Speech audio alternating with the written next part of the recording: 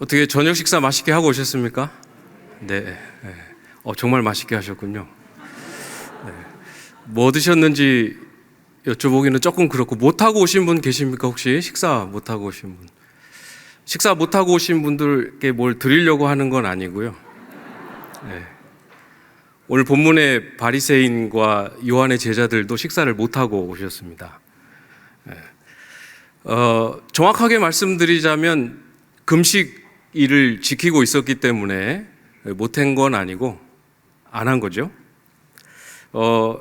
자기들은 금식을 이렇게 열심히 지키고 있는데 예수님과 예수님의 제자들은 왜 금식을 안 하고 있느냐, 이거를 질문하면서 벌어진 사건, 또 그것과 관련돼서 예수님이 나눠주신 말씀, 그것이 오늘 본문의 내용입니다.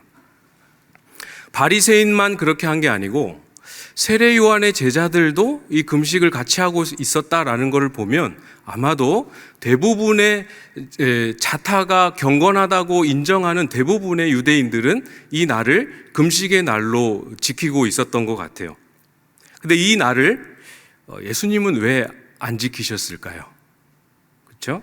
그래서 질문을 한 겁니다. 그러니까 이 사람들이 던졌던 질문, 왜 금식 안 하십니까? 하는 질문에 예수님이 뭐라고 대답하시는가를 잘 살펴볼 필요가 있겠죠. 19절 말씀을 보시면 예수께서 그들에게 이르시되 혼인집 손님들이 신랑과 함께 있을 때 금식할 수 있느냐? 신랑과 함께 있을 동안에는 금식할 수 없느니라. 대답의 내용이 얼른 정리가 되십니까?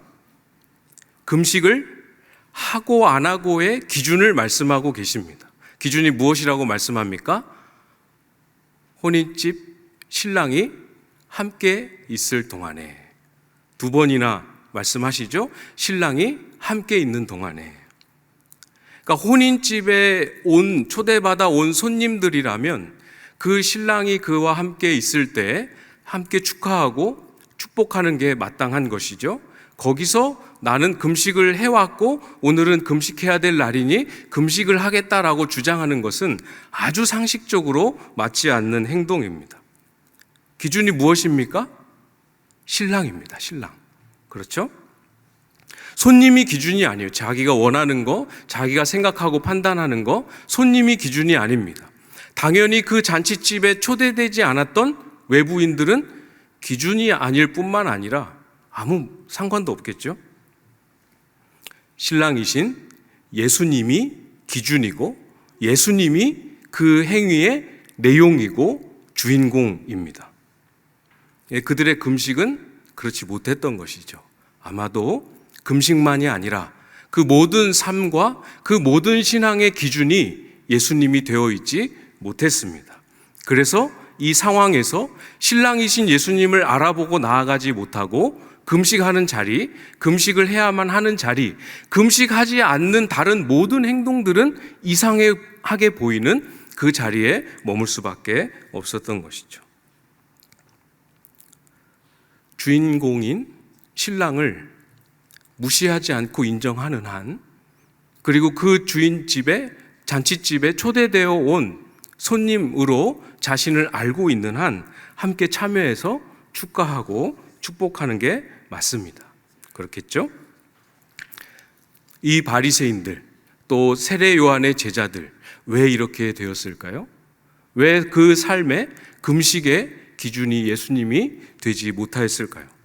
당연히 바리새인이니까. 늘 바리새인은 예수님이 가르쳐 주시는 말씀을 그렇게 어긋났으니까 이렇게 생각하면 안 됩니다. 바리새인만 그런 게 아니고 당대에 세례 요한의 가르침을 받았던, 예수님이 오심을 준비했던 세례 요한의 가르침을 받았던 세례 요한의 제자도 똑같이 생각했다는 거예요. 그러니까 자칫 잘못하면 우리도 똑같은 행동을 할 수 있다. 결코 우리도 예외가 될 수 없음을 굉장히 주의를 기울여서 봐야 합니다. 18절 두 번째 줄 끝에쯤에 이렇게 보시면 요한의 제자들과 바리새인의 제자들은 금식하는데 어찌하여 당신의 제자들은 금식하지 아니하나이까? 무슨 내용입니까? 이 사람들은 금식하는데, 이 똑같은 사건을 기록한 마태복음에서는 직접 우리는 금식을 하는데 이렇게 표현합니다. 이 사람들이라고 하든 우리라고 하든 어쨌건 우리는 하는데 왜 안 하느냐 이 말이죠. 금식일을 지키는 행위의 기준이 무엇입니까? 자기 자신입니다. 기준이 주님이 아니라 사람, 주님이 아니라 자기 자신이 되어 있었던 거죠. 어떻게 그럴 수 있을까 싶을지 모르시겠습니다. 정말 이렇게 되기 너무너무 쉽습니다. 그렇게 되면 안 되는 거죠. 내가 기준이 되어서 나는 하는데 왜 안 하지? 그런 거 생각해 보신 적 있으시죠? 반대로 다 안 하는데 왜 나 혼자 하고 있지? 그런 적 있으십니까? 내가 좋아하는 누군가가 하니까, 또는 내가 좋아하는 존경하는 누군가가 안 하니까, 또는 어느 유명한 교회에서는 이렇게 하니까, 어느 목사님은 그렇게 하니까 그렇게 생각하기 참 쉽습니다. 한 20년쯤 전인 것 같아요. 얼른 제가 막 계산을 해봤는데 지금도 너무 생생한 게 여호수아서를 묵상하고 있었습니다. 내가 선 곳은 거룩하니 신을 벗어라, 이렇게 여호와의 군대 장관을 마주했던 그 본문이었는데, 그거를 묵상하면서 하나님이 제 마음에 이렇게 부딪혀 오면서 너 계획한 거 스톱, 그거 내려놓고 그렇게 하지 말고 네 그 믿음의 공동체 지체들이 하는 거를 따라하면 좋겠다, 이렇게 말씀하시는 거예요. 내가 굉장히 제가 속이 상하더라고요. 막 울면서 울었어요. 진짜로 울면서 이렇게, 하나님, 얘도 그렇게 안 하고 쟤도 그렇게 안 하고 저 선배도 그렇게 안 하고 제 동생도 그렇게 안 하는데 왜 저한테는 그걸 시키시죠? 하면서 그 다음부터 제 기억에 정확하지는 않습니다만 한 2주 동안은 큐티책을 안 열었습니다. 큐티 안 했어요. 큐티 열면 이렇게 다독거려가지고 그렇게 하게 하실까 봐. 기준이 사람이 되었을 때, 주변 사람이든 나든 내가 존경하는 사람이든 내가 싫어하는 사람이든 너무 쉽게 우리는 기준을 주님 아닌 다른 것으로 바꾸게 되는 경우가 많습니다. 오늘 본문 바로 다음 사건에서 말씀하시는 것처럼 주님은 안식일에도 주인이시고, 오늘 본문에서처럼 주님은 금식일에도 주인이시고, 이 날뿐만 아니라 모든 날, 모든 절기, 우리의 모든 신앙의 행위에 주님이 주인이시고 주인공이시고 기준이시고 내용이셔야 합니다.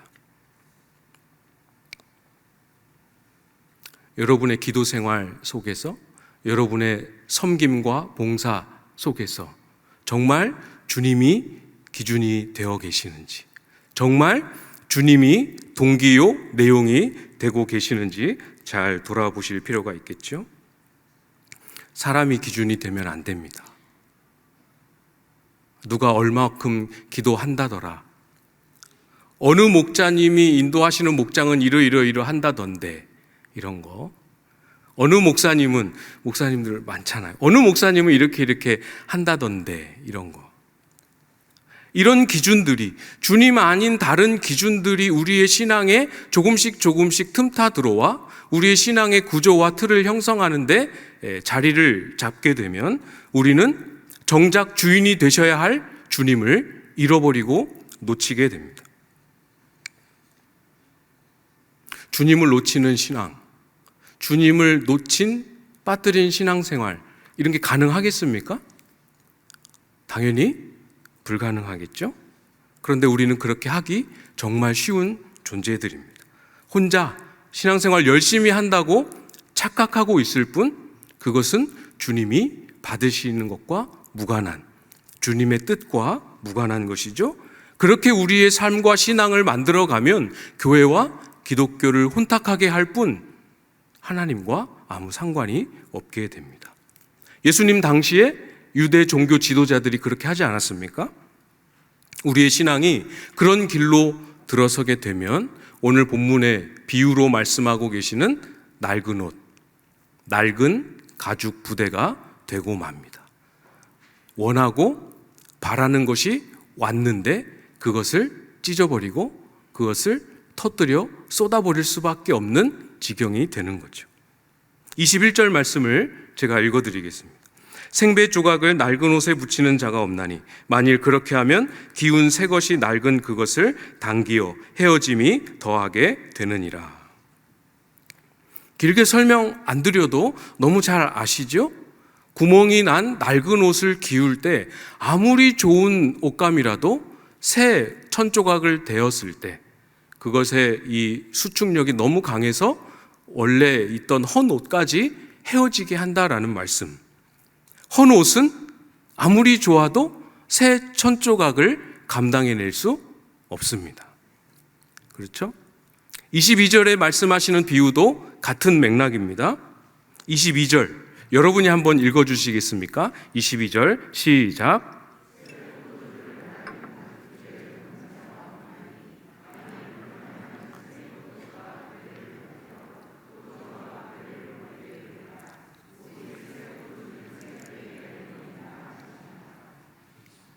네, 이제 막 담궈 놓은 새 포도주가 정말 고급의 최상급의 맛있는 포도주로 만들어지기 위해서는 긴 시간의 발효, 숙성의 시간을 거쳐야 되지요. 정말 맛있게 잘 빚어진 포도주가 어떤 맛인지 우리는 잘 모르죠. 어떤 맛인지는 잘 모르겠습니다만 아무튼 좋은 포도주가 되기 위해서는 긴 시간의 발효의 과정을 견뎌낼 수 있는 쌩쌩한 새 가죽 부대로 포도주를 담아서 빚어야 합니다. 이 새 포도주로 비유하고 계시는 예수님 오심으로 그 땅에 임한 하나님 나라, 이 하나님 나라, 새 포도주인 이 하나님 나라를 볼 수 있고 알 수 있고 들어가고 경험하고 심지어 그 나라를 섬길 수 있는 것은 우리가, 성도인 우리가 새 부대와 같은 삶을 살아야 한다라고 말씀합니다. 무엇이? 어떻게 하는 게 새 부대로서 살아가는 성도의 삶일까요? 앞에 말씀드렸던 그 내용입니다. 신랑이신, 주인공이신 예수님이 우리의 모든 신앙 행위에 우리의 삶의 모든 부분에 기준이 되고 내용이 되고 주인으로 회복되어야 합니다. 어디에 주인 되심이 놓쳐지고 있는지, 어느 삶의 기준 되심이 빠뜨려지고 있는지를 찾고 회복해야 합니다. 그렇게 하려면 내가 알고 있는 것으로 막연하게 이런 분이시다 생각하고 예수님을 따르는 게 아니고 성경이 말하는 말을 따라 안다고 생각하지 않고 성경이 말하는 바가 정말 그러한지를 확인하면서 주님을 따르고 주님의 말씀에 반응해야 합니다. 새 부대로 살아가는 성도 막연한 게 아닙니다. 오늘 본문의 범위를 약간 벗어나지만 오늘 본문 전체의 큰 흐름을 통해서 성경은 예수님을 어떻게 따라야 하는지, 예수님께 어떻게 반응해야 되는지, 성경이 예수님을 어떻게 믿으라고 가르치는지를 구체적으로 보여주고 있습니다. 마가복음 1장 15절 말씀을 볼까요? 마가복음 1장 한 장 앞으로 넘기시면 1장 15절입니다. 같이 한번 읽어보겠습니다. 마가복음 1장 15절 시작. 이르시되 때가 찼고 하나님의 나라가 가까이 왔으니 회개하고 복음을 믿으라 하시더라. 우리의 행실이 주님이 말씀하시고 가르치셨던 것과 결을 달리하고 있고 우리의 행실이 주님을 거슬러서 가고 있음을 깨닫고 우리에게 찾아오신 그 주님, 복음이신 그 주님께로 돌이켜라 라고 말씀하고 있습니다. 회개죠. 우리가 주님께로 돌이키고 회개하게 될 때 어떤 결과가 일어납니까? 회개하고 끝이 아니라 어떤 결과가 일어나게 되죠? 2장 10절 말씀입니다. 시간 관계상 전체의 자세한 흐름을 다 말씀드릴 수는 없고 2장 10절에 보시면 인자가 땅에서 죄를 사하는 권세가 있는 줄을 너희로 알게 하려 하노라. 중풍병자를 치유하시는 과정에서 주님이 하신 말씀입니다. 죄를 사하시는 권세를 땅에서 행하십니다.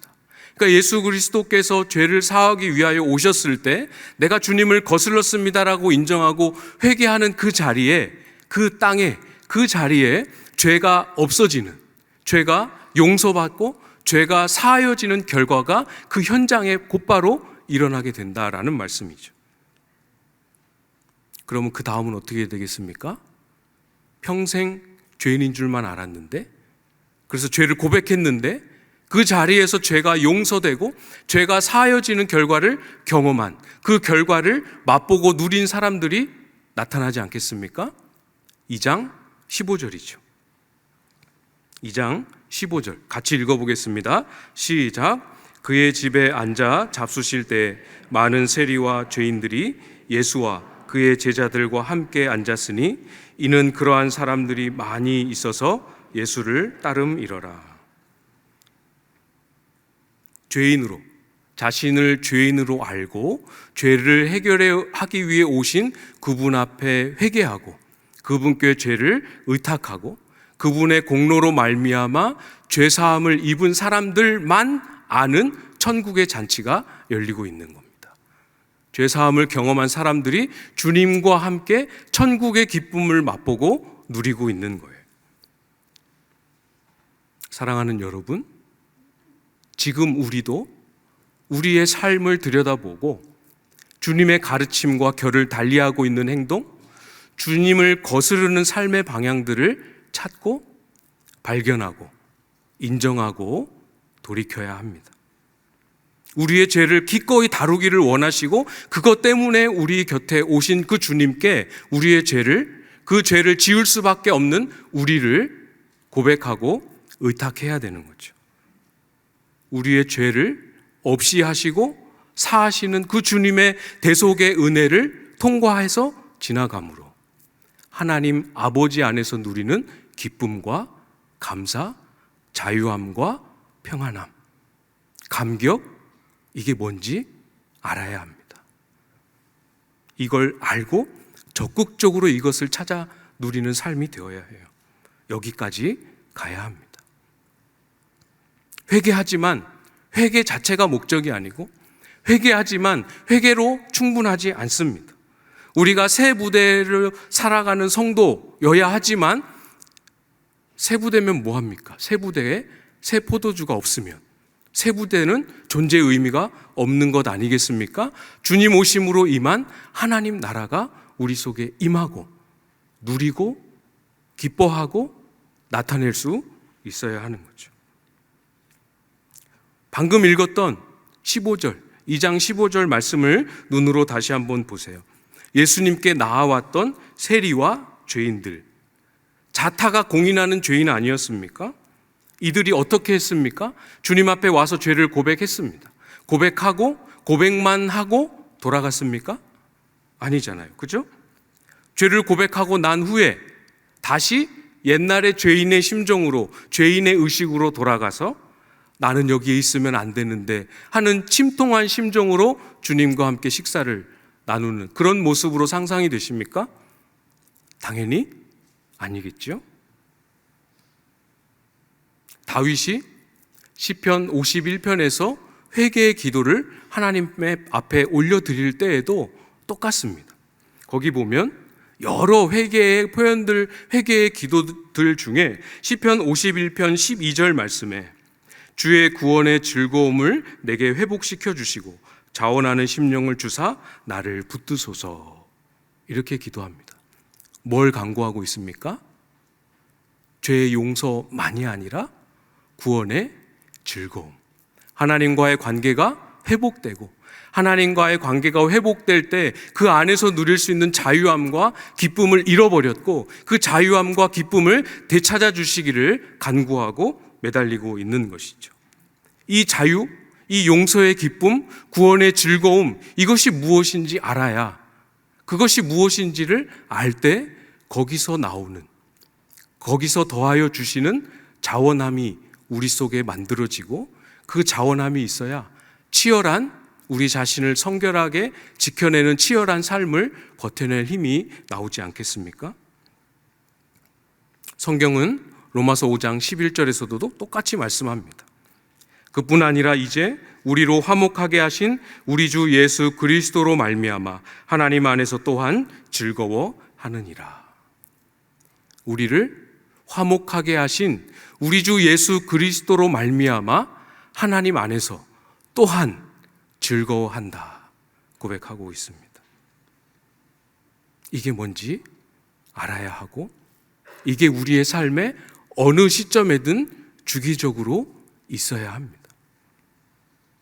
저는 정말 바라고 또 기대하고 있습니다.